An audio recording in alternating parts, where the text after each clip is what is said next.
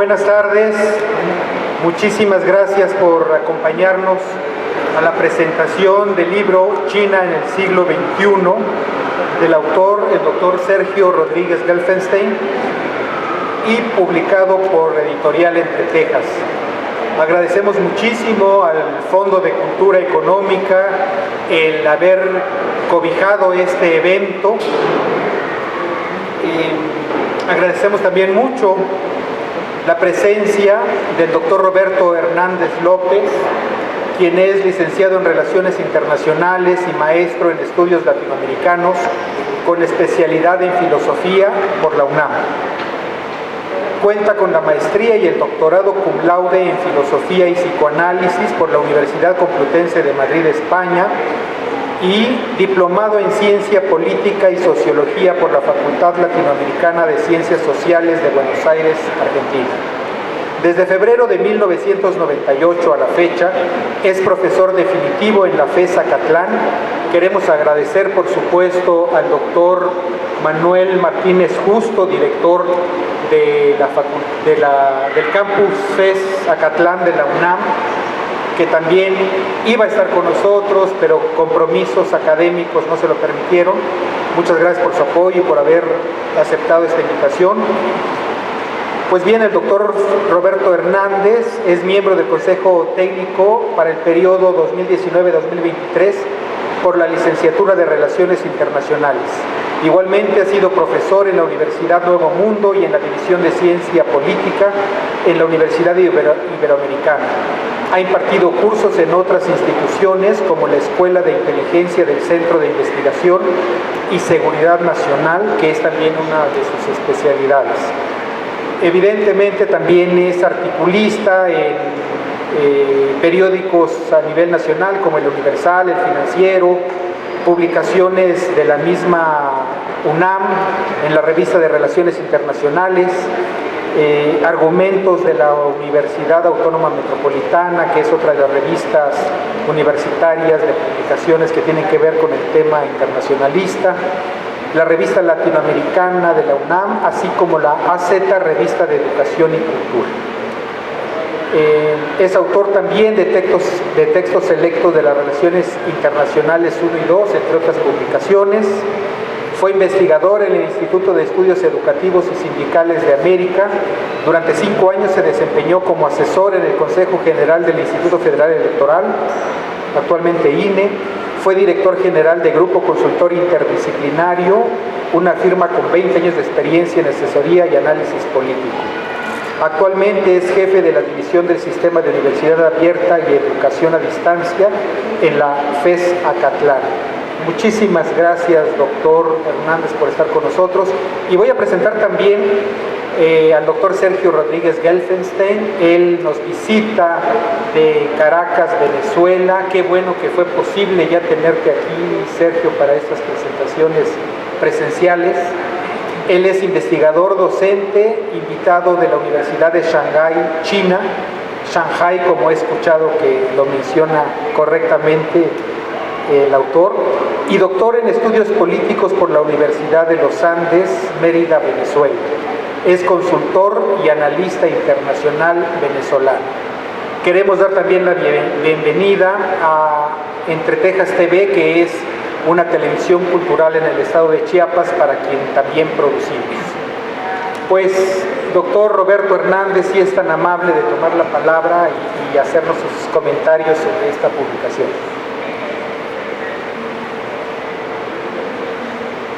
Voy a quitar el cubrebocas unos minutos. Muchas gracias, muy buenas tardes a todas y todos.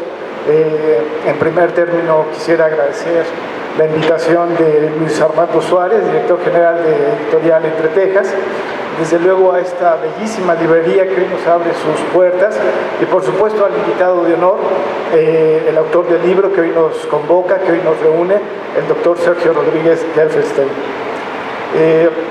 Tengo para mí que toda presentación de un libro es una suerte de bautizo, un ritual iniciático que tiene como finalidad introducir a un nuevo miembro dentro de la comunidad de hombres y de lectores, que no siempre son los mismos, y lo hacemos de forma festiva.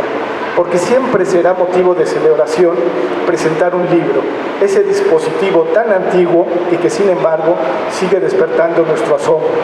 Hablando de asombros, decía Jorge Luis Borges, ese hombre universal imperecedero que algo sabía de libros, que de los diversos instrumentos inventados por el hombre, el más asombroso es el libro. Todos los demás son extensiones de su cuerpo. Solo el libro, decía Borges, es una extensión de la imaginación y la memoria. Y podríamos agregar del conocimiento en razón del libro que presentamos. Motivo de celebración, pues, y aún más en estas latitudes, tierras fértiles de autores y libros, pero no tanto, y por desgracia, de lectores. Digo por desgracia porque de eso se trata, de una verdadera desgracia, de una verdadera tragedia para nuestras naciones. No es el tema que nos convoca, pero su trascendencia no permite pasar de largo. En México se lee poco. De acuerdo con la encuesta nacional de lectores del INEGI, de 2016 a 2022 aumentamos el número de libros que leemos.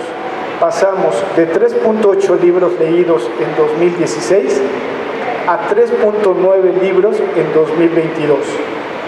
La cifra más alta, considerando la caída incluso que tuvimos en 2018, cuando en promedio los mexicanos leímos solo 3.1 libro al año. ¿Leemos poco los mexicanos o apenas lo suficiente? Ya me dirán ustedes cuando nos comparamos con lectores de otras naciones. En Finlandia se leen 47 libros en promedio al año, en Islandia 40 libros, en Francia 17, en Alemania 14, en Estados Unidos 12, en Canadá 17, en Brasil 2.5. Asia, por cierto, es la región del planeta cuyos habitantes dedican más tiempo a la lectura. En India, Tailandia y China, precisamente, sus ciudadanos pasan en promedio de 9 a 11 horas leyendo a la semana. En México, el promedio de tiempo de lectura por semana es de apenas 5.3 horas. China es, además, por cierto, la nación donde cada año se publica la mayor cantidad de libros. Hasta donde tengo noticia, entre nuevos títulos y reediciones son más de 440,000 títulos al año. Por estas y algunas otras razones a las que me referiré, me resulta particularmente gratificante compartir este lugar donde se presenta una obra que además destaca por su erudición y su aliento.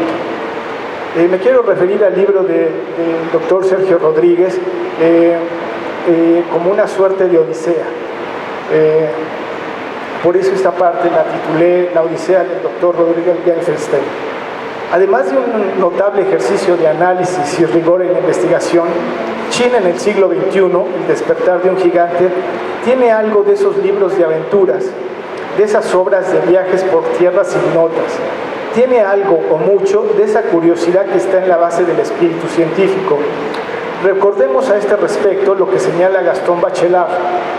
Dice Bachelard, llega un momento en que el espíritu prefiere lo que confirma su saber a lo que lo contradice, en el que su espíritu opta por las respuestas en vez de las preguntas. Entonces el espíritu conservativo domina y el crecimiento intelectual se detiene. En el libro del doctor Rodríguez Gelfenstein prevalece siempre esa apertura, esos signos de interrogación a lo largo de la obra, esa, diría yo, perplejidad, que es, en mi opinión, en donde reside su principal aportación a la literatura especializada. Y digo perplejidad porque en varios momentos, durante la lectura del libro, esa era la sensación que experimenté. ¿Cómo se puede escribir la historia de un pueblo, de una nación tan extensa territorialmente y tan poblada casi a espaldas de sus protagonistas, sin la opinión, sin las voces, sin las experiencias de los chinos? Parafraseando a don Miguel León Portilla, podríamos formular la pregunta en los siguientes términos.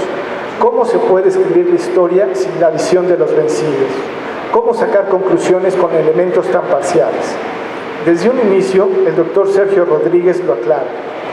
Esta investigación, estoy citando la página 22, esta investigación se propone el reto de desarrollar una propuesta novedosa que se plantea considerar los puntos de vista que se esbozan a partir de una visión en la que predominan estudiosos y pensadores chinos, insertos en centros de investigación y universidades, así como de publicaciones elaboradas por institutos de investigación gubernamentales de ese país respecto de lo que ha sido su historia. Me parece no solo expresión de honestidad intelectual, sino un principio metodológico elemental, incluir las miradas, las reflexiones, las interpretaciones que autores chinos han hecho sobre su propia historia y sobre su propio pensamiento. Quizá resulta difícil creer, para mí lo resultó, pero coincido con el autor respecto que durante largos siglos Occidente se ha acercado a China como si dijéramos blindado, pertrechado en sus propios enfoques y marcos de interpretación, y desde esa posición ha sacado conclusiones, y no pocas veces precipitadas e incluso erróneas. Ello me llevó a constatar que incluso hace pocos años, y incluso hoy, China sigue siendo un enigma para Occidente. Recuerdo ese extraño texto del filósofo de la otredad, Emmanuel Levinas, titulado El debate ruso y China y la dialéctica, publicado en 1960, y donde Levinas planteaba lo siguiente: el peligro amarillo no es racional, es espiritual, no implica valores inferiores, implica una extrañeza radical, algo extraño al peso de su pasado, desde donde no se filtra ninguna voz o inflexión familiar. Extrañeza radical, dice Levinas, respecto de lo que hace medio siglo ya se designaba como la amenaza china y que hoy parece que Occidente no termina de conocer, mucho menos de entender. Este libro, me parece, resulta una valiosa contribución para empezar a despejar incógnitas y acercarnos a esa otredad, no desde las seguridades de nuestras categorías y enfoques, sino desde interpretaciones otras. Es en ese sentido que me resulta familiar la mirada del doctor Sergio Rodríguez, y en la que encuentro algunos vasos comunicantes con enfoques críticos, particularmente los estudios decoloniales y postcoloniales, tan cercanos a nuestras universidades y centros de investigación. No es que su libro, doctor, se plantee ese enfoque, quiero aclararlo, solo señalo que me pareció cercano, sobre todo a la luz de lo que Walter Mignolo plantea en relación con este tema. En el libro Historias locales, diseños globales, colonialidad, conocimientos subalternos y pensamiento fronterizo, Mignolo señala lo siguiente: el concepto de colonialidad convoca al concepto de poscolonialidad en dos sentidos complementarios. Uno, literal, es indicar que la colonialidad continúa, y que el post indica meramente que la colonialidad global del proyecto neoliberal no se configura ya como colonialidad cristiana o liberal de los siglos anteriores. El segundo sentido, utopístico, indica el espacio de análisis y los proyectos dirigidos a revelar la lógica oculta de la colonialidad, de manera semejante a los análisis de Marx para descubrir la lógica del capital. Eso es lo que durante mucho tiempo hemos denominado en América Latina el colonialismo científico, intelectual, historiográfico. Ese colonialismo que ha dominado durante largo tiempo la percepción occidental de China y que durante largos siglos la ha convertido en una amenaza, en un monstruo o bien en una caricatura. Figuras todas ellas muy alejadas de la realidad. Ese colonialismo que encuentra freno en libros como el del doctor Sergio Rodríguez. Dividido en 5 capítulos que se extienden casi 500 páginas, lo primero que llama la atención de este libro es su aliento, su largo aliento. Luego de señalar el método, el autor en la página 23 nos anticipa su hoja de ruta. Dice el doctor: esta investigación se propone entender la dinámica de la vida política y las decisiones del Estado chino, en particular sus relaciones exteriores, a partir de los sustentos filosóficos y culturales erigidos desde hace alrededor de 5.000 años. De ese tamaño es la apuesta del autor, tal es su itinerario. Sorprende el reto, pero asombra aún más que el autor lo cumple. Se debe decir que esta larga travesía no es gratuita, no es, si me lo permiten, turismo. Se trata más bien de un principio metodológico, de una condición sine qua non para entender el presente. Precisamente, en esta seña de identidad encuentro uno de los filones más apreciables del libro. Para entender el convulso siglo XX chino, para transitar por el no menos incierto siglo XXI, el doctor Rodríguez Helfenstein nos propone remitirnos al pasado remoto. Para entender el estado chino actual es preciso hacer una parada en el año 221 a.C., cuando se constituye bajo la dinastía Qin el estado chino. De estos primeros capítulos, que disfruté mucho como lector, es de donde se alimenta mi percepción acerca de que en este libro también late algo de esos relatos de aventuras, de esos libros apasionantes que nos contaban sobre costumbres y tradiciones distintas a las nuestras.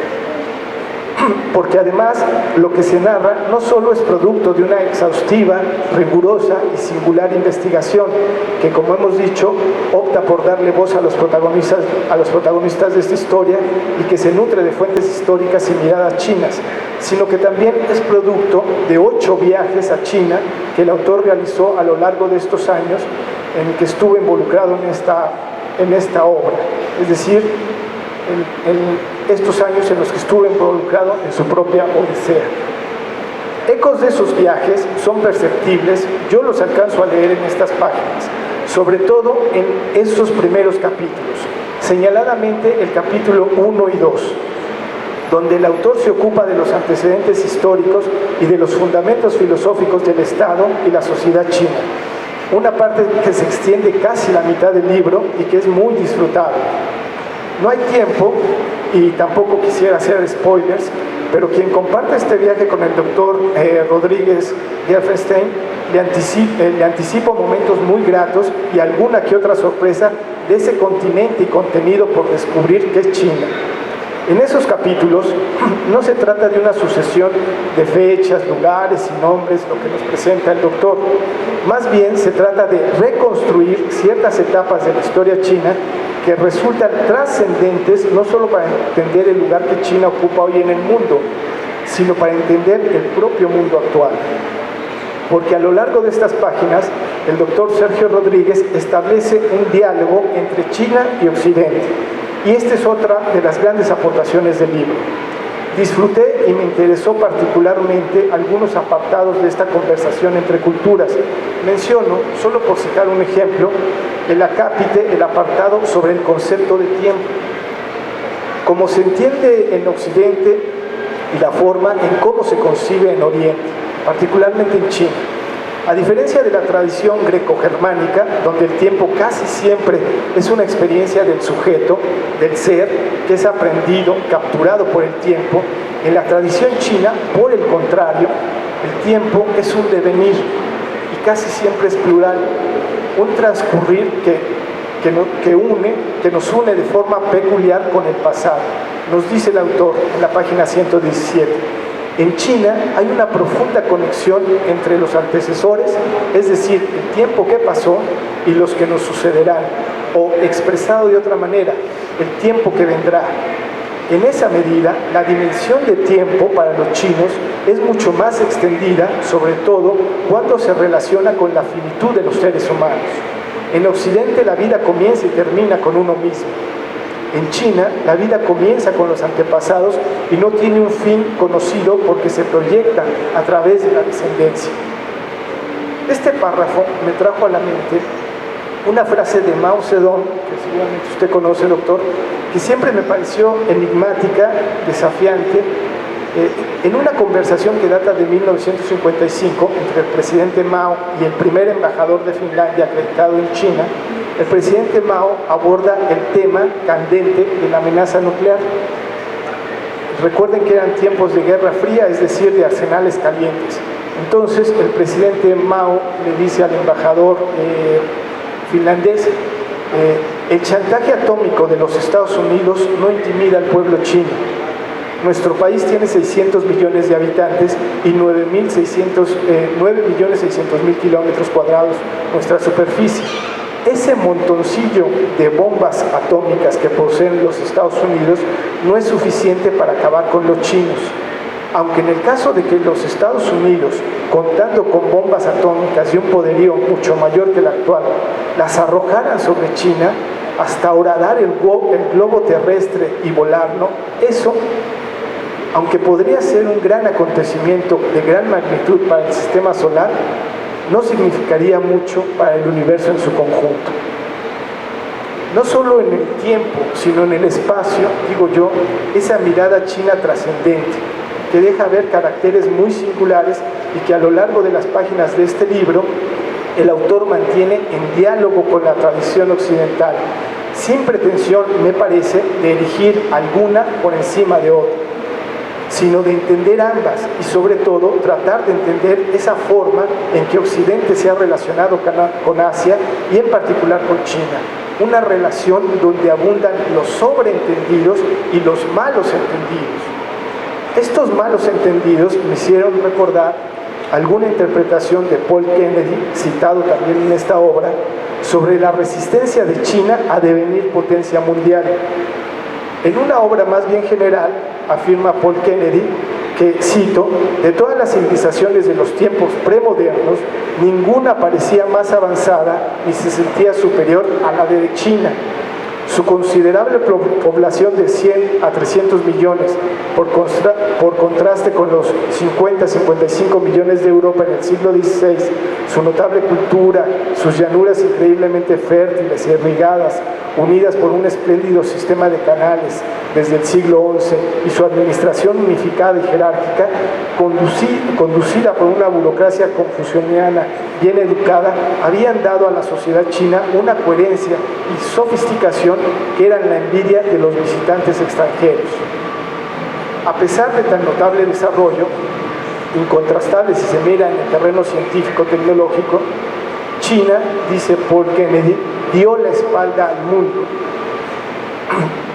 Y además dice que advierte que el drástico cambio de política marina decretado por la dinastía Ming hacia el siglo XVI fue un punto de inflexión histórica.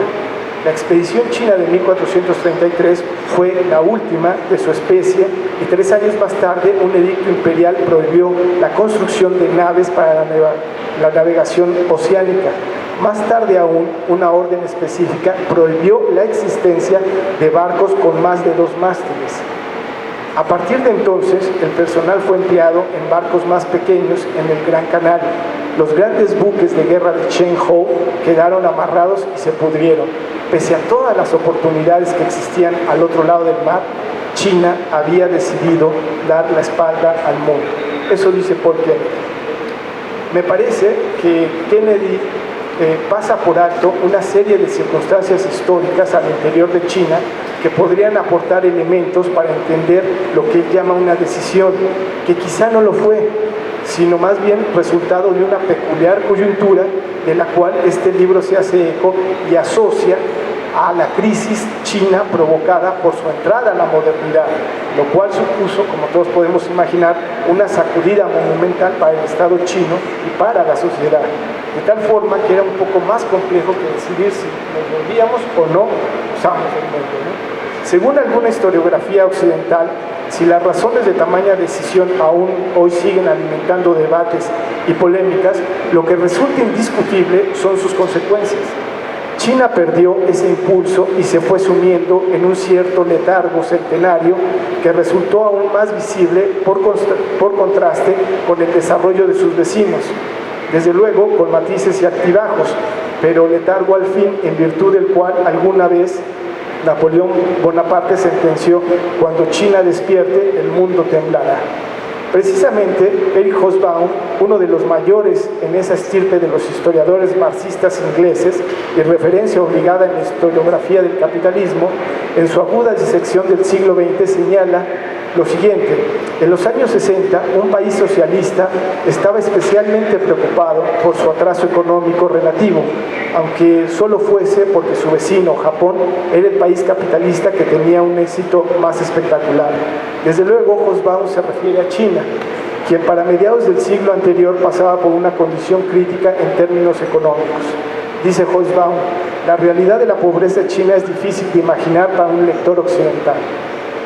Cuando los comunistas tomaron el poder en 1952, el chino medio vivía básicamente con medio kilo de arroz o de cereales al día, consumía menos de 80 gramos de té al año y adquiría un nuevo par de zapatos cada 5 años. Mucho más polémico que las razones que llevaron a la dinastía Ming a que China se replegara es el papel de Mao Zedong en la historia contemporánea china.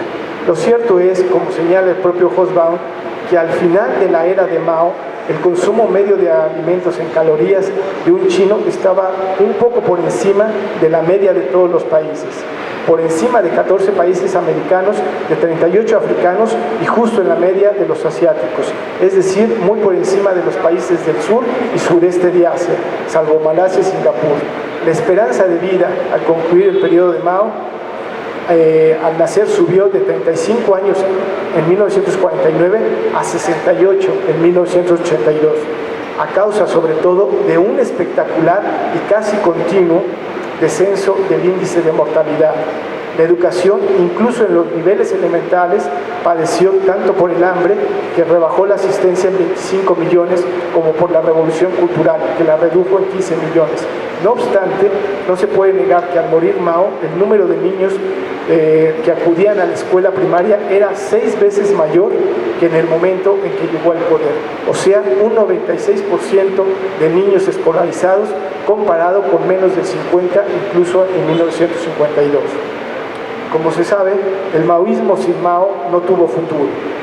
2 años después de la muerte del gran timonel, durante la tercera sesión plenaria del 11 Congreso del Comité Central del Partido Comunista Chino, el pragmático Hobsbawm, el pragmático Deng Xiaoping trazó una nueva ruta económica marcada por la apertura comercial, la liberalización progresiva del régimen de propiedad de tierra y la apuesta por el desarrollo científico-tecnológico.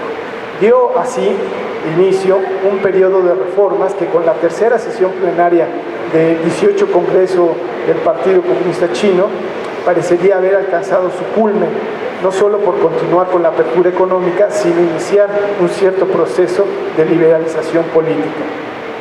Si en el comunismo China construyó su propia ruta, que la llevó al rompimiento de facto con la Unión Soviética, en las últimas décadas de intenso desarrollo tecnoindustrial no ha hecho menos que seguir su propio camino, como lo documenta esta obra.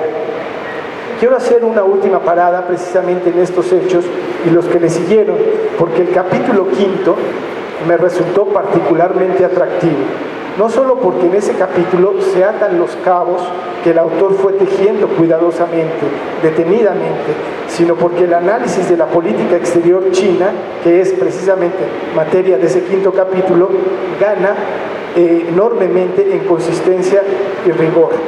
Suscribo por completo las palabras del profesor Xu Zhishen, autor del prólogo de esta obra, cuando señala que el libro dedica un gran capítulo, el 5º, para analizar la política exterior de China. Este capítulo constituye una breve historia de la diplomacia china. En efecto, sin desmedro de los otros capítulos, en el último se ofrece una de las más lúcidas interpretaciones sobre política exterior de China que yo he leído. Y además el doctor Sergio Rodríguez lo hace en unos cuantos trazos, en unos cuantos párrafos da cuenta de relaciones causales, de decisiones estratégicas en materia de política exterior. Lo que les presento a ustedes como una virtud, esa capacidad de síntesis, quiero decirles que el autor lo vivió por algún momento con cierta angustia, y creo que no me dejará mentir. Escribe el autor en la página 418.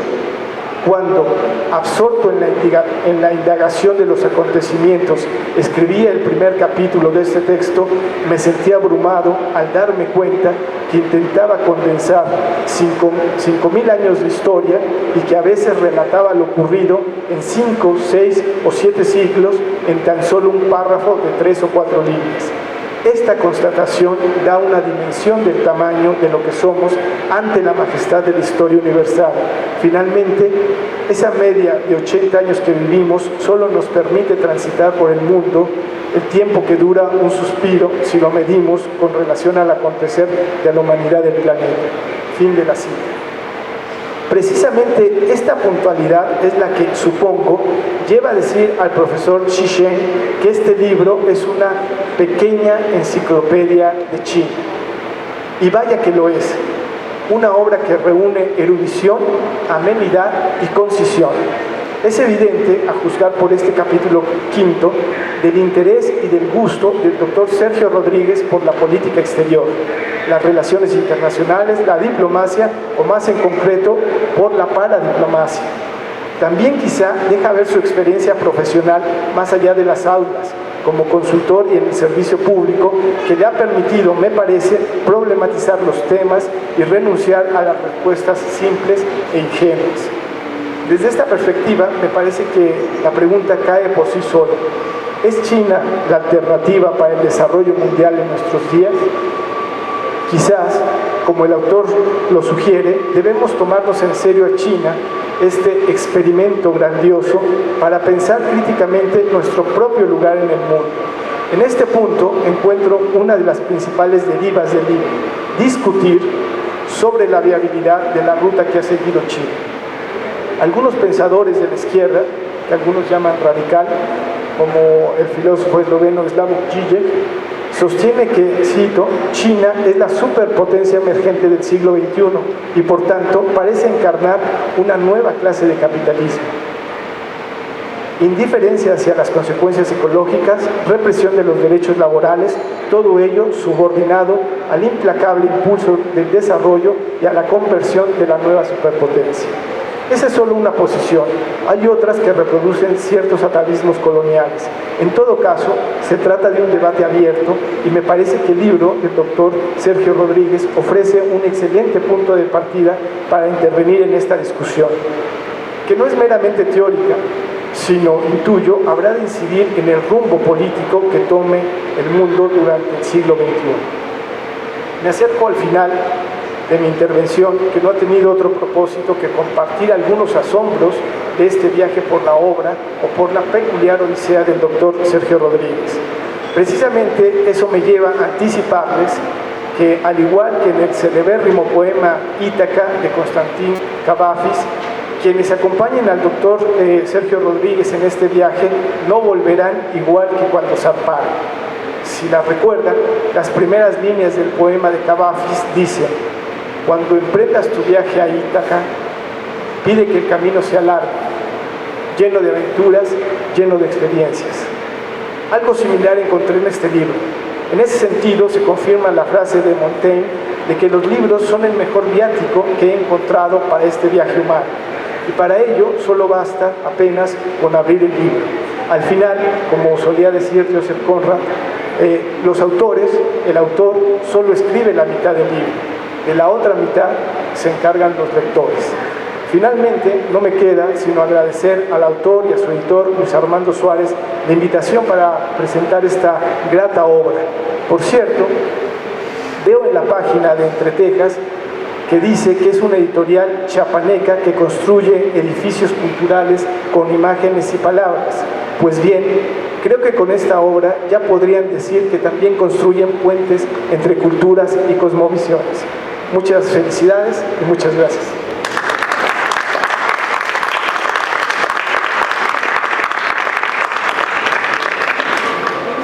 Pues yo no quiero interrumpir este afluente de ideas. Le doy la palabra al doctor Sergio Rodríguez Galvez. Bueno, muchas gracias. Buenas tardes a todas y a todos. Muchas gracias a la editorial Entretejas, a su director general, Armando Suárez. Muchas gracias a la librería del Fondo de Cultura Económica por su apoyo, y también en particular agradecimiento al doctor Roberto Hernández López.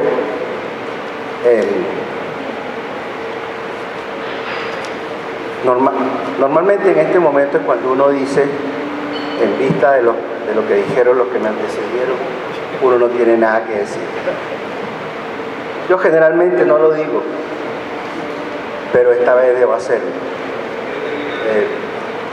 La verdad es que no quería que el doctor Hernández López terminara de hablar. Estaba tan ensimismado en lo que él iba diciendo, en la reflexión que él iba haciendo, que se me iban ocurriendo ya otras cosas. De manera que se produce la reflexión ya no solo el libro, sino que sobre las palabras. Y yo quería pedirle al doctor que me autorice a que en futuras ediciones solicitarle a mis editores incorporar estas palabras como una especie de prólogo, porque este es el séptimo país donde yo presento este libro. En noviembre me toca Puerto Rico. El libro ya se está traduciendo al chino y se va a editar en China. Ya no sé cuántas presentaciones he hecho, y lo quiero decir con el doctor aquí presente porque lo voy a seguir diciendo después. En ninguna de las presentaciones había escuchado una reflexión tan profunda y tan que me produce tanta felicidad desde el punto de vista de la interpretación, porque yo creo que ha tocado los puntos más sensibles con respecto a ello. A mí tal vez lo que me quede será agregar algunas cosas, incluso tal vez desde el punto de vista anecdóticas, sobre algunas, lamentablemente se las va a tener que repetir porque ya se las expliqué, pero efectivamente mi objetivo como especialista en relaciones internacionales era hacer un libro sobre política exterior de China. Y la investigación, uno tiene que ser honesto con la investigación. Uno no puede aferrarse a lo que determinó previamente como hipótesis, porque eso es engañar el conocimiento. El conocimiento va aportando nuevas cosas y uno tiene que tener la capacidad y la entereza de decir, no estoy bien, tengo que hacer correcciones. Y efectivamente me di cuenta que era imposible explicar la política exterior de China si no explicaba la política. ¿En qué lógica se inserta la actuación internacional de China? Entonces, ese capítulo 5, que en realidad era el libro original en mi cabeza, me llevó a la necesidad de escribir el capítulo 4 y el capítulo 3. Y cuando inicié la investigación sobre el capítulo 4 y el capítulo 3, que es sobre política china, me di cuenta que era imposible explicar a China sin conocer su historia y su filosofía. Y ahí sí se planteó un reto, porque ahí me tuve que involucrar con temas que yo no manejaba, que yo no conocía, ni desde el punto de vista epistemológico, ni desde el punto de vista de la experiencia. Y ese libro que le explicaba al doctor Hernández, que me llevó 4 años y un poco más, de los cuales 2 años y medio fueron de escritura y unos 2 años de investigación. Me llevaron de esos 2 años y medio de escritura, me llevó más de la mitad del capítulo 1 y 2, porque estaba metiéndome en un tema que yo no manejaba, que yo no conocía. Y a veces tenía que leer decenas de páginas para escribir un párrafo. No es lo mismo cuando escribo sobre política internacional, donde algo conozco y que tengo una cierta fluidez en el manejo del lenguaje, en el manejo de las categorías. Eso fue un verdadero reto que lo asumí con mucho miedo, debo confesarlo, con mucha preocupación. Pero yo tenía que estar claro que yo no estaba haciendo un libro de historia de China, ni tampoco un libro de filosofía de China, sino que lo que traté fue de extraer algunos elementos que me permitieran, o que le permitieran al lector, explicar lo que está ocurriendo ahora, que es finalmente lo que a todos les inquieta. ¿Qué está pasando en China? ¿Hacia dónde va? ¿Cuál es su perspectiva? ¿Cuál es su futuro? ¿Cómo influye sobre nosotros que estamos aquí en América Latina? ¿Qué va a pasar? Y ahí, bueno, me lancé a esa investigación en materia de historia y en materia de filosofía. Y fue muy enriquecedor. Tal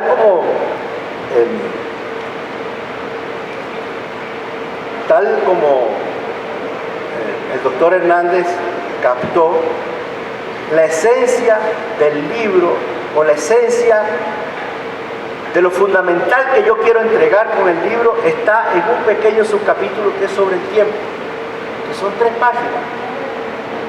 Esas 3 páginas yo las debería haber puesto en un lugar más resaltante, porque esas 3 páginas son las que determinan las que nos dan las pautas de cuál es el error en nuestro análisis y nuestros estudios sobre China.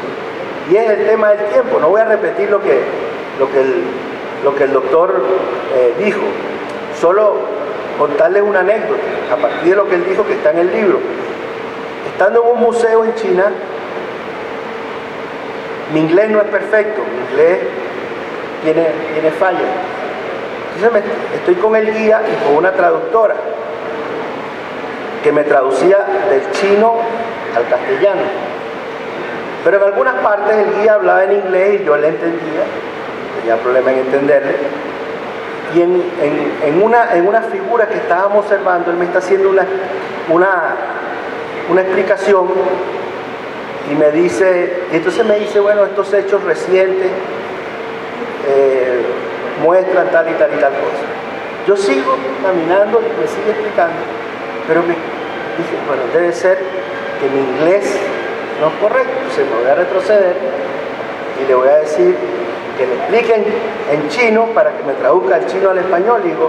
Le digo a la traductora, vamos regresando ahí porque me interesa ese tema y no entendí bien. Entonces le digo, mira, él dijo, yo entendí en inglés que él hablaba de hechos recientes, por favor dile que a qué se refiere. Entonces le preguntó en chino y la respuesta fue, bueno, a los últimos 5 o 6 siglos. Ahí empecé a entender la dimensión del tiempo. Les voy a contar otra anécdota, también porque es importante conocer eso. Mi primer viaje a China fue en el año 2006. En ese momento yo era director de Relaciones Internacionales del Ministerio del Ambiente de Venezuela. Y fui en una delegación que la presidía un viceministro a una conferencia de Naciones Unidas sobre la contaminación del mar. Yo le digo al viceministro, mira, ¿hay algún tema en particular que tú quieras tocar al margen de esta reunión que es multilateral? Vamos a ir a China, tenemos algunas posibilidades, vamos a estar.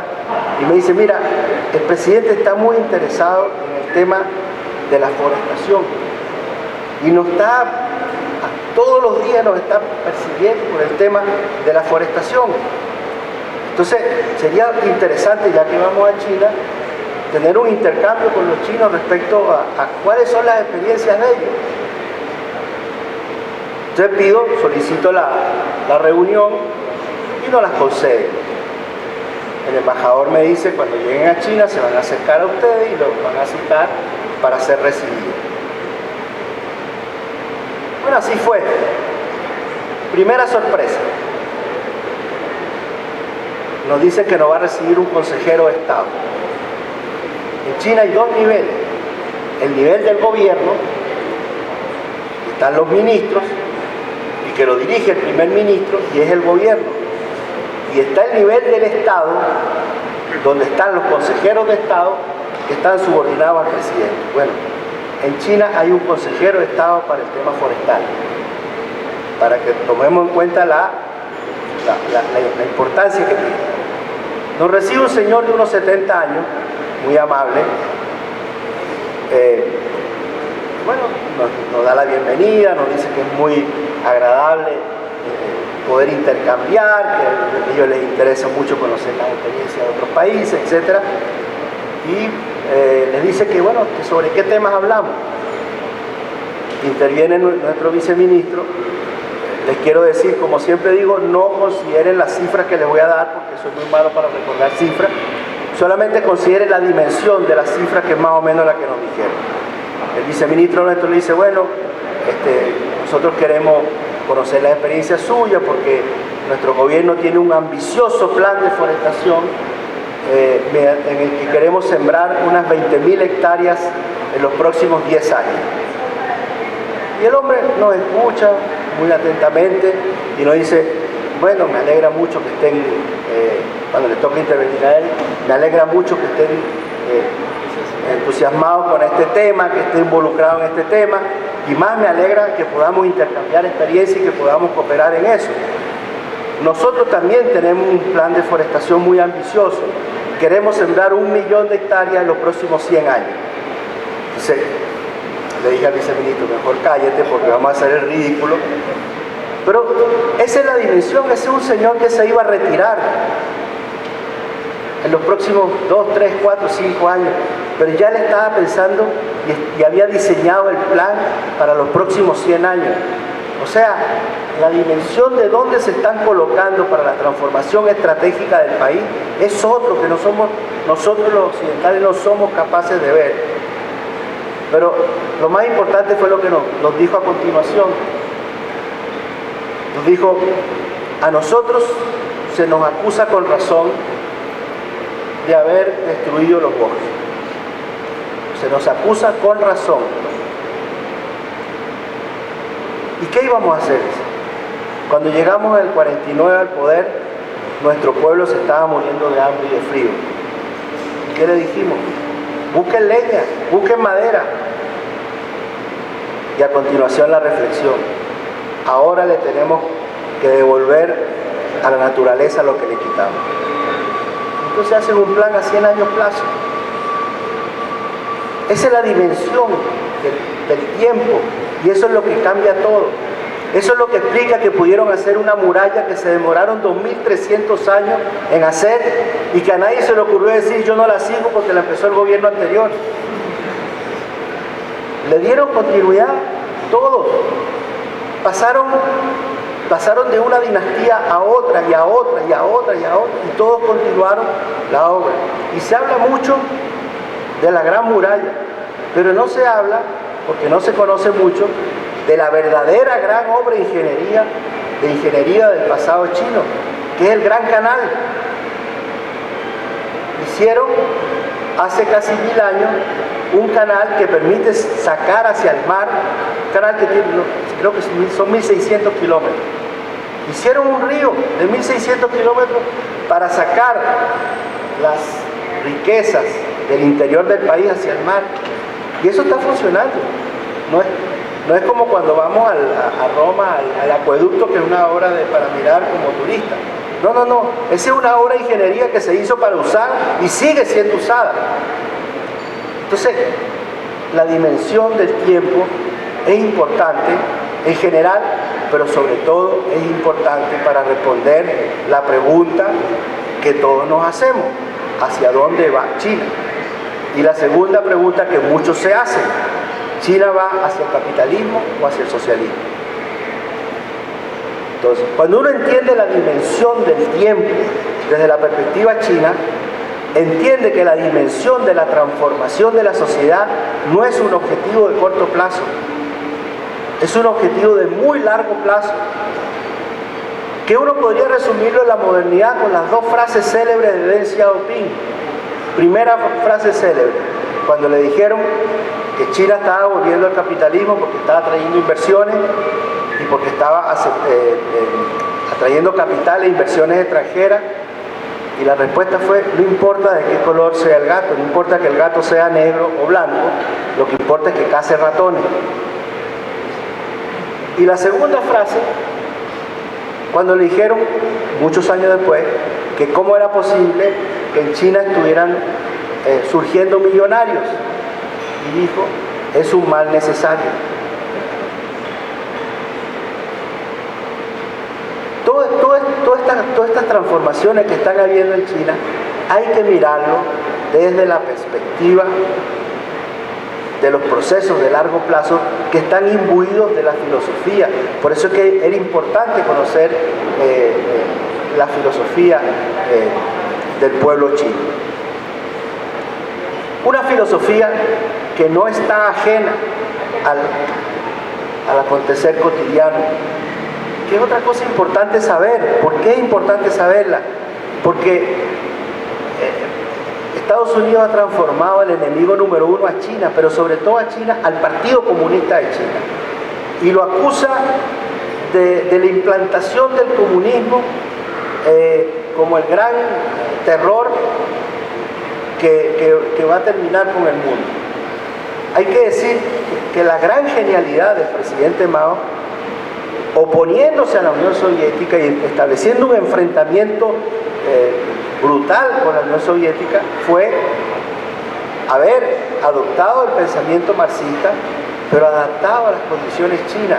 Y adaptado a las condiciones chinas fue romper con un paradigma fundamental del pensamiento marxista, que era que la clase obrera era la base fundamental sobre el cual se hacen los cambios. Mao dijo, no, en China no es así. En China son los campesinos. Y la transformación tiene que iniciarse desde el campo, y desde el campo vamos a ir desarrollándolo para generar una clase obrera que a través del proceso de industrialización que se tiene que hacer, pueda jugar su papel en la transformación de la sociedad.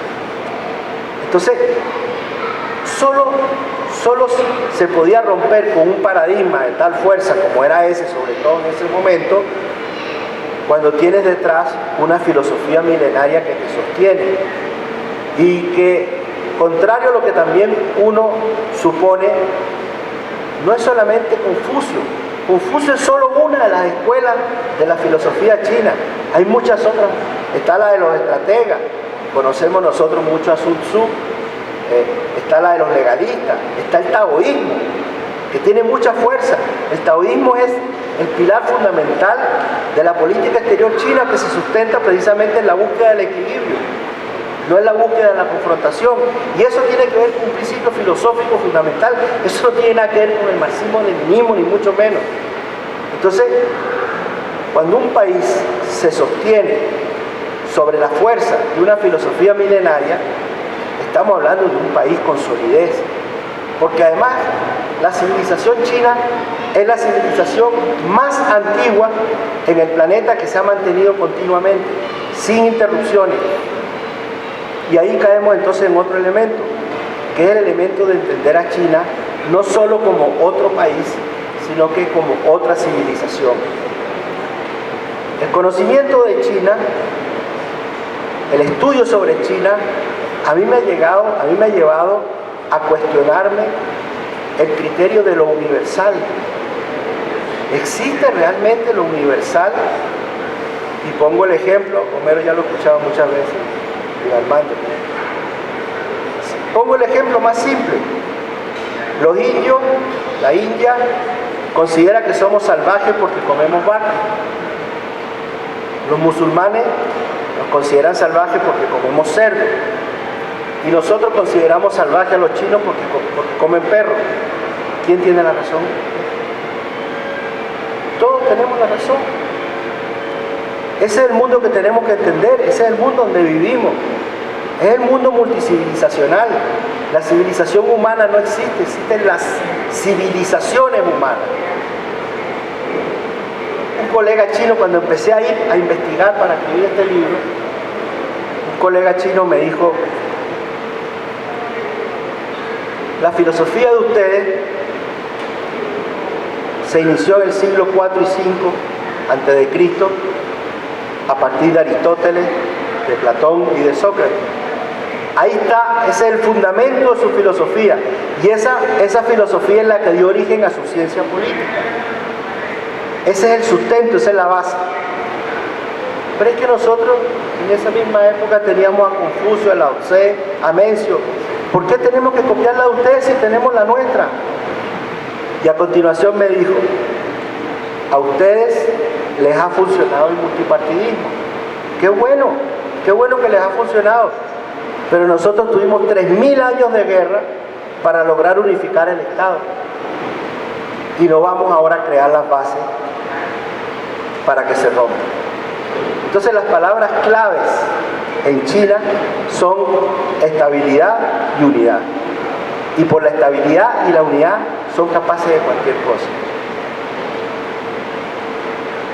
Hay un elemento fundamental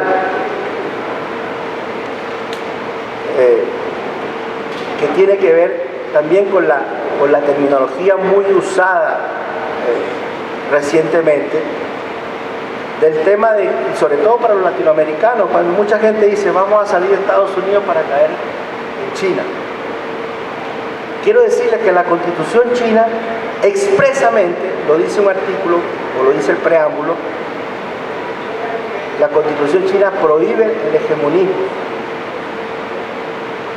En China nadie está pendiente de ser la primera potencia mundial ni de dominar a nadie. En China tienen un proceso, tienen un plan, tienen un proyecto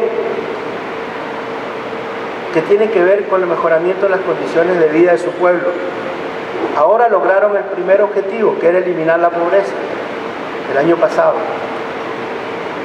En el 2015, cuando yo empecé a ir a China, yo le decía a mis colegas, pero qué raro, dice, aquí la Constitución también dice que la fuerza de vanguardia es el Partido Comunista de China y se dice que el socialismo es el objetivo, pero no discuten sobre el socialismo. No hay debate sobre el socialismo. Y me dijo un colega, ¿cómo vamos a discutir sobre el socialismo si tenemos 100 millones de pobres? Cuando lo saquemos de la pobreza, vamos a poder decir, salieron de la pobreza gracias al socialismo.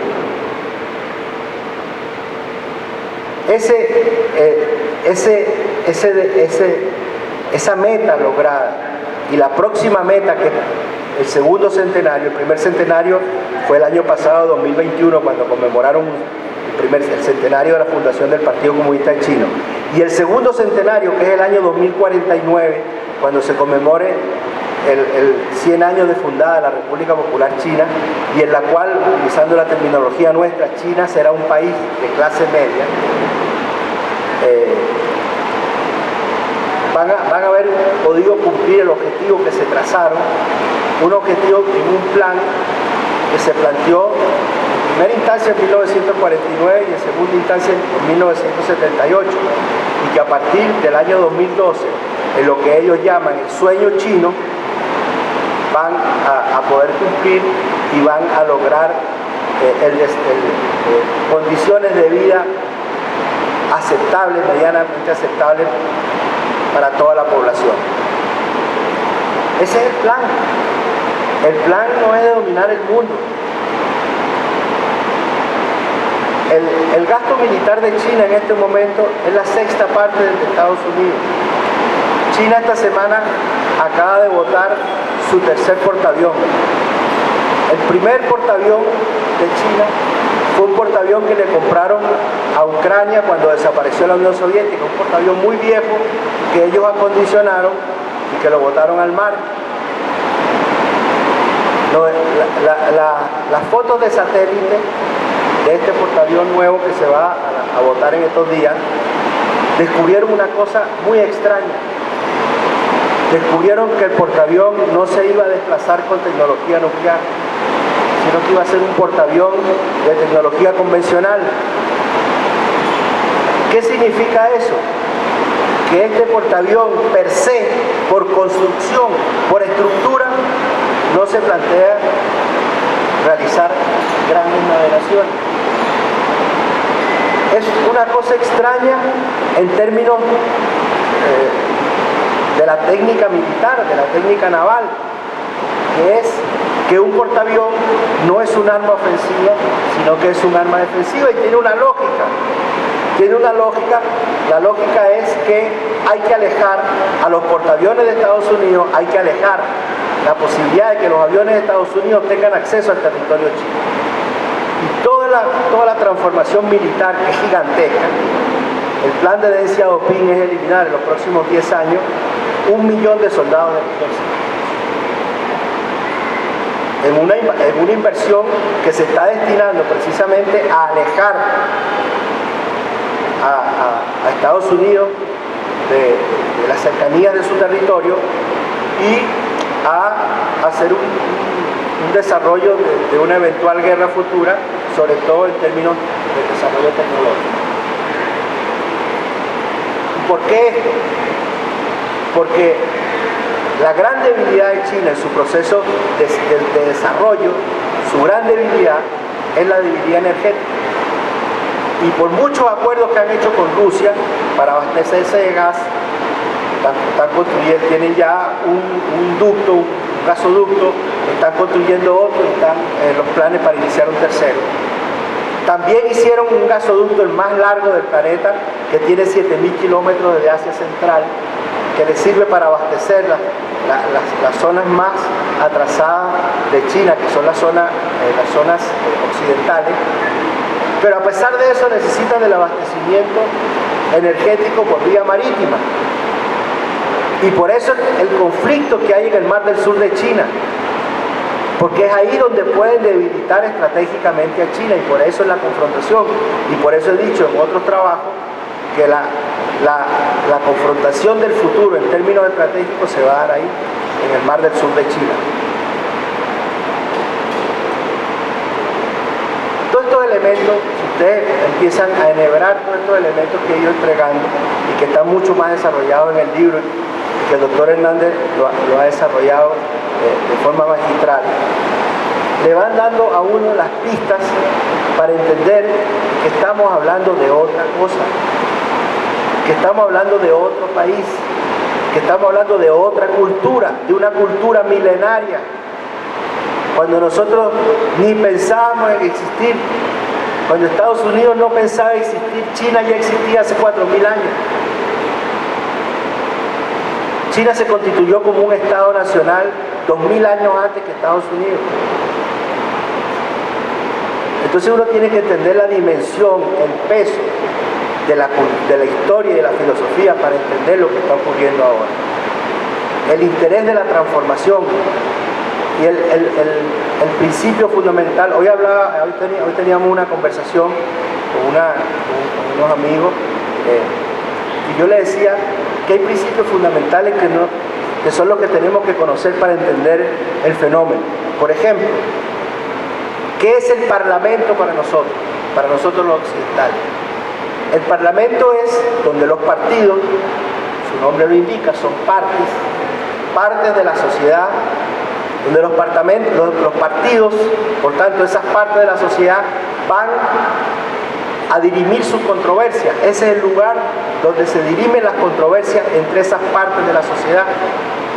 En China, el Parlamento es el lugar donde se va a construir el equilibrio y la armonía. Y por eso es que la democracia en China, además de ser representativa y protagónica, es consultiva. Y el elemento fundamental que distingue la democracia en China es precisamente la consulta y la obligación de los elegidos a dar cuenta a sus electores sobre la base de que tienen responsabilidad penal si no la cumplen. O sea, no solamente responsabilidad política, responsabilidad penal. Entonces, el fundamento sobre el cual está estructurado este país es otro. Y no sirve analizarlo desde la perspectiva nuestra, de nuestra filosofía, porque no vamos a entender nada. No nos da pistas, cometemos errores. Y quiero finalizar diciendo que así como nosotros tenemos muchas falencias en conocer a China, y debo decirlo tampoco para que no se suponga de que estamos idealizando un país, ¿no? Ellos tienen tantas o más falencias del conocimiento nuestro, de nosotros.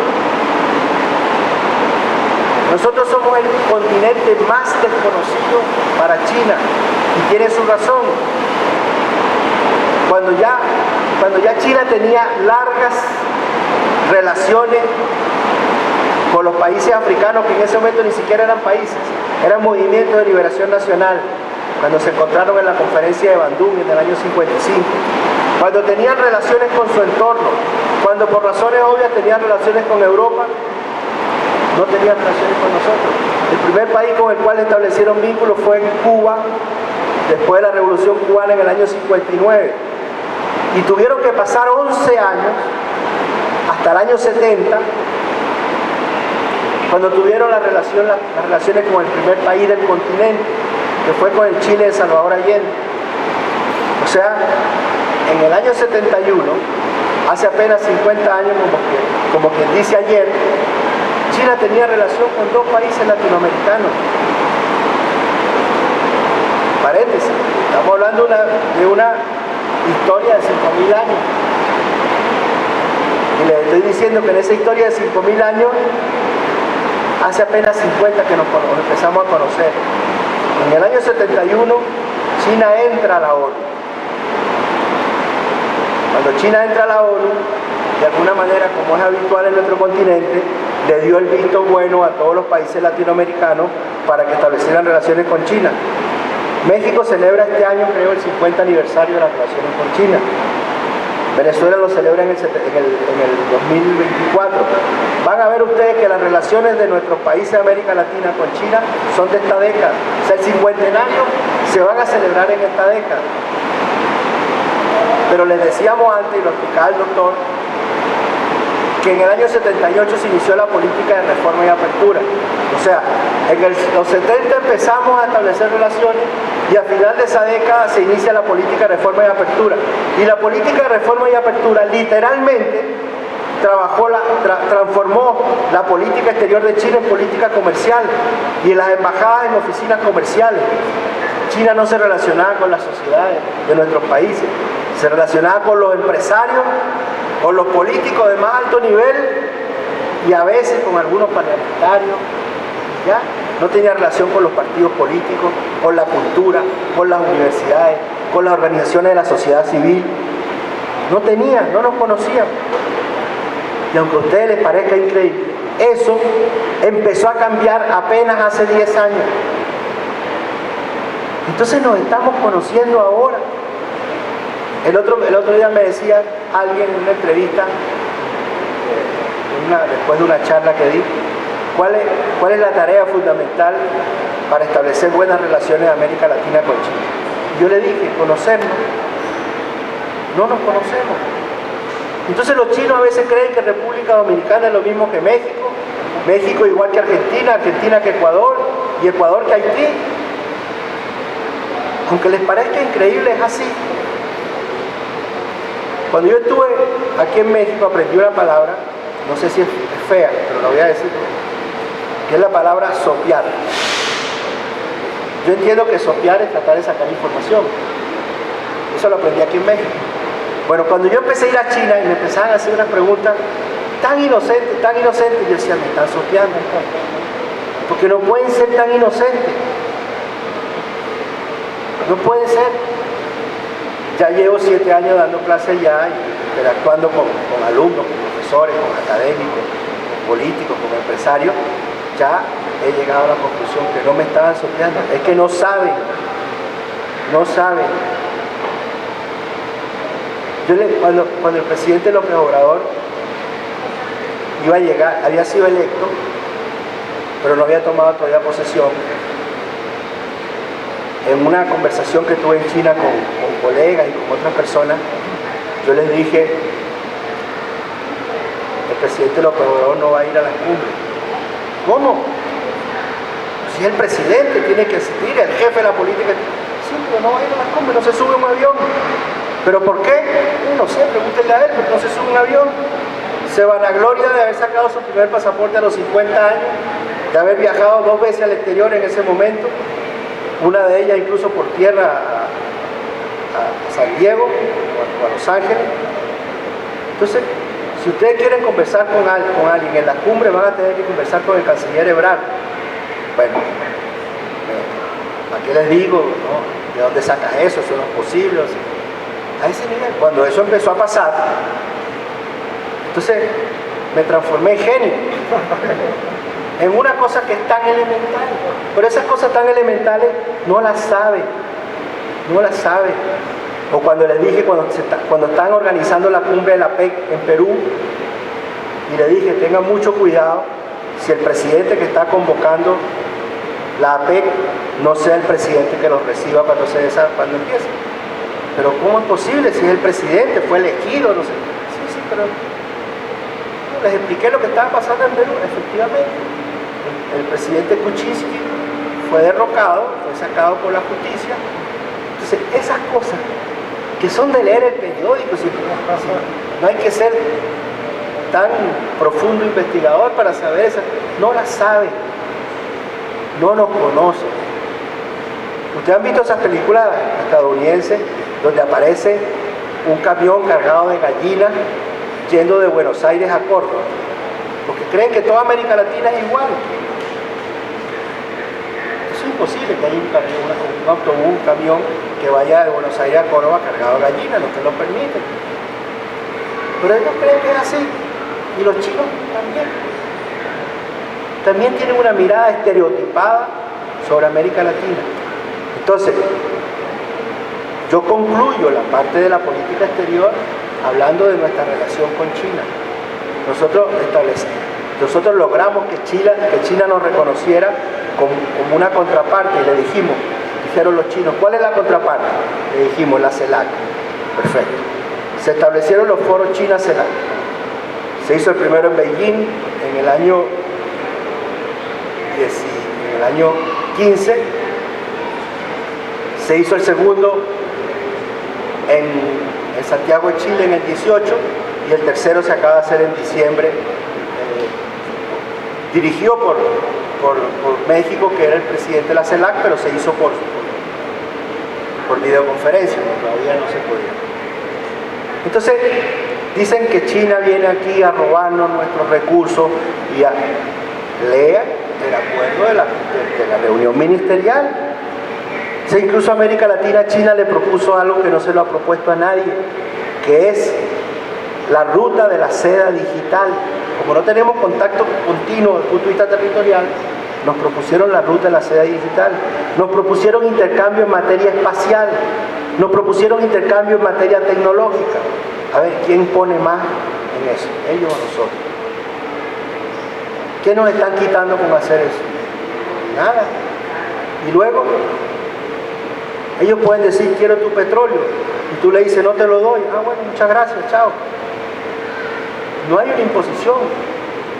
Que me diga alguien en un país que ha establecido relaciones con China y que a cambio le hayan puesto una base militar, le hayan dado un golpe de Estado, le hayan obligado a formar parte de una alianza militar. No hay. No hay. Ah, que los chinos son duros negociando. Sí. Y son duros negociando por dos razones. Una, porque hay una razón de idiosincrasia. Y la segunda, porque no nos conocen y creen que están tratando con gente como ellos. Por eso es que nos tenemos que conocer, pero no hay imposición, no hay imposición. Bueno, he querido entregarle estas reflexiones porque creo que esta vez sí es valedero eso de que después de las palabras del doctor Hernández López no había mucho que decir, y él me puso, los que somos amantes del béisbol tenemos una frase. Yo sé que ustedes son más futboleros que beisboleros, pero esa frase que me puso en 3 y 2, y en esas circunstancias de haberme puesto en 3 y 2, quise contarle estas anécdotas, estas cosas que tienen más que ver con la vivencia, para entender, efectivamente yo lo digo en el libro tal como el doctor Hernández López lo dijo, yo sentí que estaba en una aventura, incluso lo digo al final, digo, esta aventura, cuando estoy haciendo las conclusiones, digo, esta aventura está terminando. Y fue adentrarme en un mundo desconocido, y les quiero decir que a lo mejor es más desconocido ahora que empecé a escribir el libro, pero es fascinante, es una cultura y una civilización extraordinaria, y en la medida que nosotros en este mundo, en este planeta, aprendamos a respetarnos, aprendamos a conocernos, aprendamos a convivir y aprendamos a entender que el futuro es de la cooperación, de la ayuda, y no de la guerra y del conflicto, vamos a poder vivir mejor, porque finalmente en este planeta cabemos todos. El día que tengamos la plena convicción de que en este planeta cabemos todos y que todos podemos vivir bien, vamos a mejorar nuestras relaciones, vamos a mejorar nuestros vínculos. Y yo creo que eso es básico en nuestra relación con la República Popular China. Muchas gracias.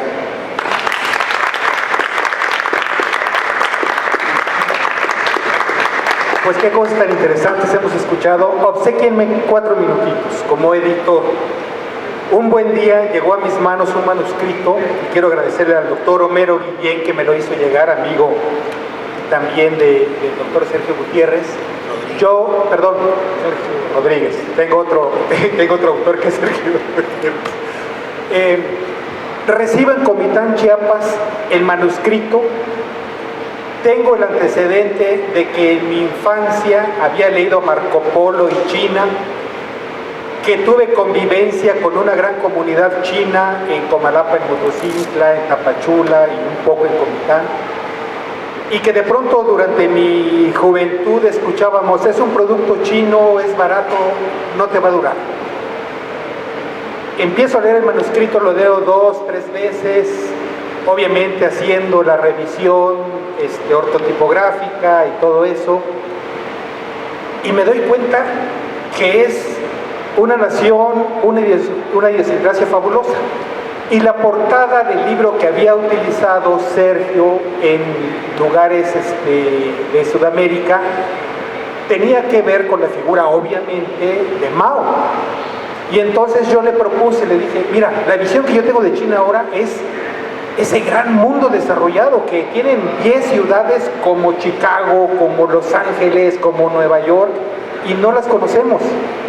Me gustaría poner en portada algo así. Y me dice, voy a buscar alguna foto que tenga. Me mandó 4 o 5 opciones, vi esta y dije, esta es la imagen que yo quiero dar como editor justamente.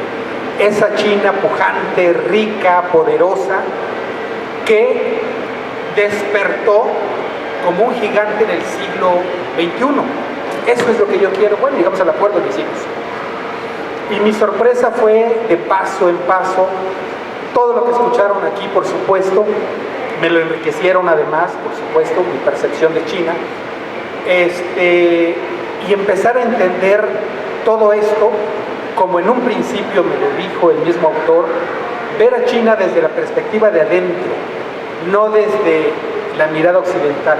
Y empecé a entender, bueno, me voy a quitar la idea colonialista, imperialista, de que va a someternos y que van a estar aquí Guantánamo y todas las bases militares y todo eso, ¿no?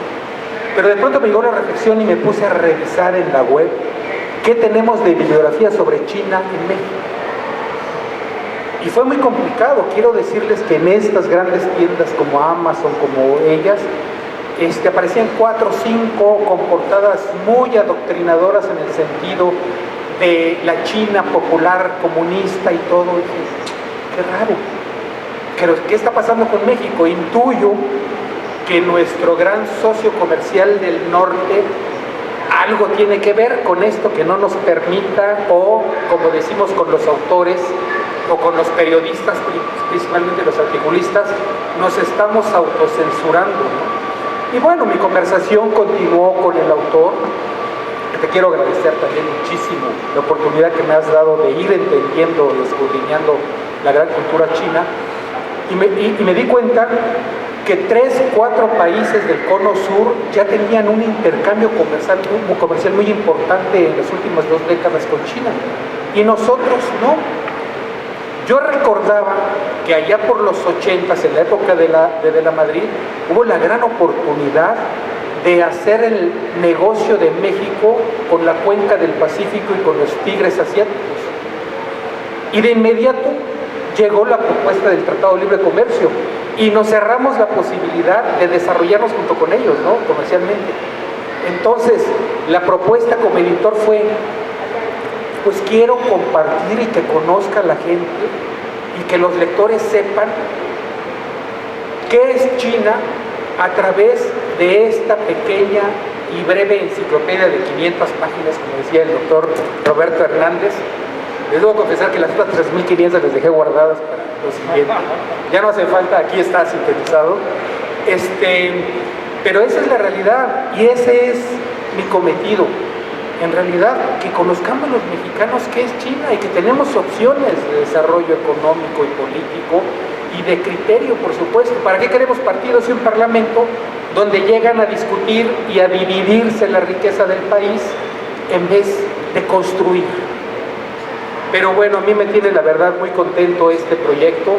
Muchísimas gracias a ustedes, por supuesto, por su compañía, al doctor Roberto Hernández por magnífica presentación. Yo me lo intuí cuando lo conocí, cuando vi que tenía un doctorado en filosofía, dije, qué maravilla, porque le da otra perspectiva a la lectura de esta obra, que ya me gustaría que todos los internacionalistas pudieran tenerla, que es fundamental en verdad. No quiero ser políticamente incorrecto, que ya lo soy impulsando la lectura de este libro, pero en buena medida no sé por qué voy a ponerlo en plural, las cancillerías de nuestros países no se dan cuenta de esta gran posibilidad que nos va a permitir tener otra manera de afrontar esa hegemonía que tenemos en el norte, ¿no? Pero bueno, quedo muy agradecido con ustedes. Muchas gracias, Sergio, por aceptar la invitación, venir desde Caracas a estar con nosotros estos días en el China's Tour, como le llamé, de la presentación del libro en varias sedes. Mañana vamos a estar con la academia, vamos a estar en la Facultad de Ciencias Políticas de la UNAM, con jóvenes estudiantes de Relaciones Internacionales, que me parece estupendo que tengan esta posibilidad. Ojalá que 3, 4 de ellos se vuelvan sinólogos, y que no esté detentándose el poder en nuestro país de los especialistas en China, que es un pequeño grupúsculo que no nos está aportando gran cosa a la población, no a la academia, a la población, sobre el conocimiento de esta gran civilización, ¿no? Y vamos a estar también el día viernes en la librería del Bosque de Chapultepec. Invitamos a un representante de la Cancillería, de la Dirección de Asia-Pacífico, porque yo insistí mucho con ellos, pues, vamos a cuestionarlos cómo está la política exterior también de nuestro país en términos de la lectura o con el tema de China. Y luego nos vamos a Chiapas, que también aceptó el doctor Sergio Rodríguez a estar allá con nosotros. Cierto, fue la condición que nos impuso para venir a México, que quería pasarse unos días en ese maravilloso estado nuestro, al cual están todos invitados. En fin, creo que es una gran experiencia. Yo estaba pensando hace rato, he estado en varias presentaciones de libros últimamente, y las cosas han cambiado después de la pandemia también, ¿no? Nos están acompañando yo no sé cuántos espectadores presenciando este evento en YouTube, pero esta oportunidad de la convivencia con los autores y con los personajes es maravillosa. Por eso les pregunto, ¿alguien quiere hacer un comentario? Por supuesto que adelante, y si no, pues clausuramos este evento. Yo nada más quiero comentar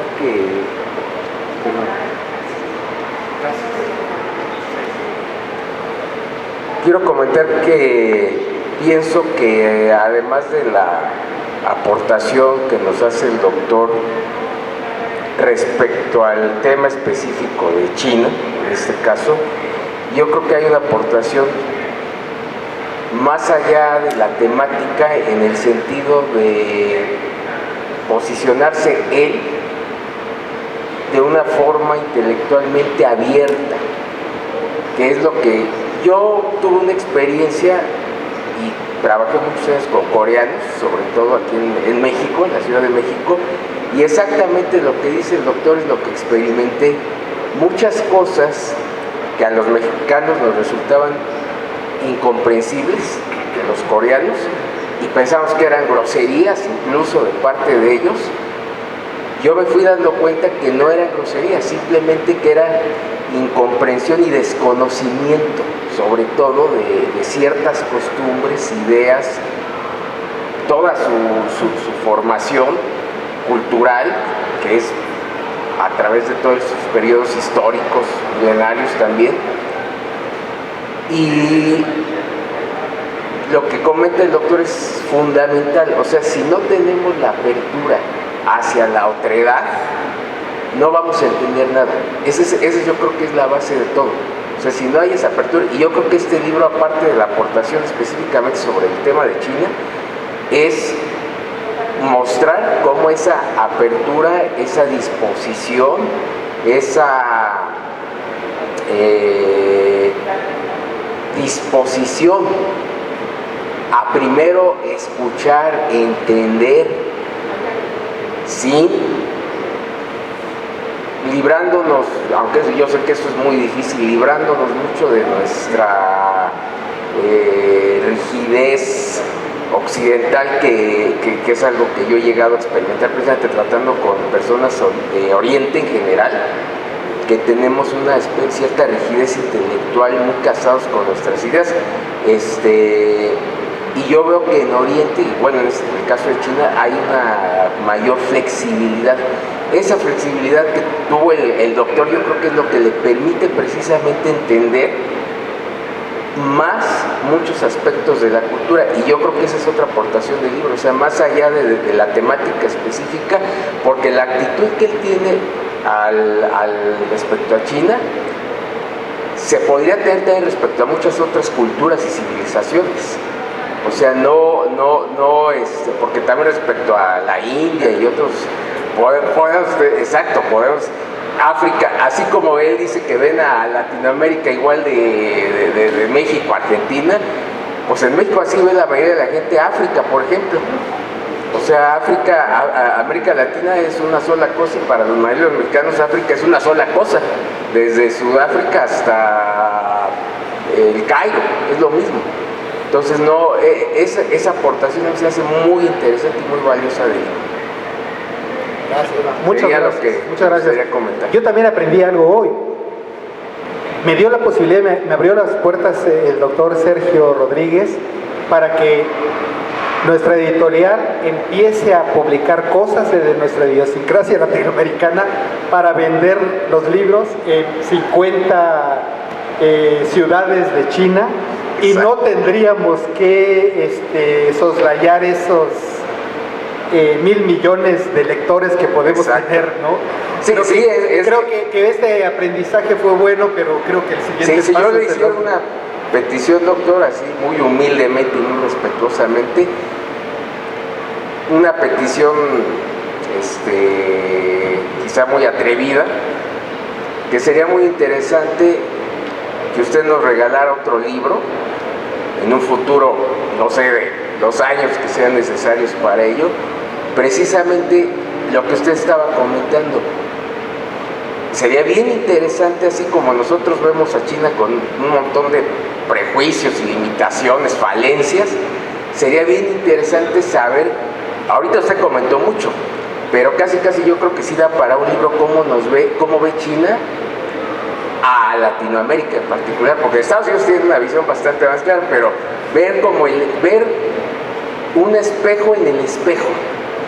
O sea, cómo ven los chinos a Latinoamérica y cómo saber los latinoamericanos, cómo nos ven los chinos a los latinoamericanos. Eso se me haría algo muy interesante, sobre todo y principalmente si usted fuera el autor, porque veo que es una persona muy talentosa para poder ver las cosas, le digo, con esa apertura y poderse situar del otro lado del espejo. 15 títulos publicados. Sí, mira, yo creo que no es momento de hacer eso todavía.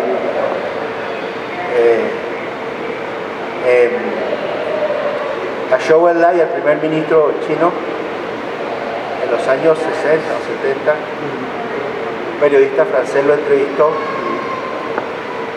y le preguntó qué opinión tenía de la Revolución Francesa. Y Zhou Enlai le dijo que era un hecho muy reciente como para tener una opinión acabada. Exacto. Yo creo que es un hecho muy reciente la relación nuestra. Sí. Yo ni siquiera podría, hay muchos libros sobre la relación de América Latina con China, pero busca uno solo que esté al margen de la relación comercial, no lo vas a encontrar. Exacto. No nadie ha investigado sobre, ¿y por qué? Porque no hay. Exacto. No hay. Cuando tú hablas con los investigadores, dicen, yo tengo un amigo en una universidad china, yo fui a China una vez, pero no es más que eso, no tenemos relaciones. Exacto. Si tú quieres entrevistar a empresarios, sí vas a encontrar mucho. Claro. Entonces, es muy pronto para tener sustento para un libro, para indagar, para sacar conclusiones. Claro. Ya te digo que este acercamiento empezó en el 2012. Tenemos apenas 10 años de una relación más cercana y todavía es difícil. Por ejemplo, ayer nos decía un amigo que trató de conseguir un académico chino para que participara en un evento que se estaba organizando aquí. Yo hice lo mismo.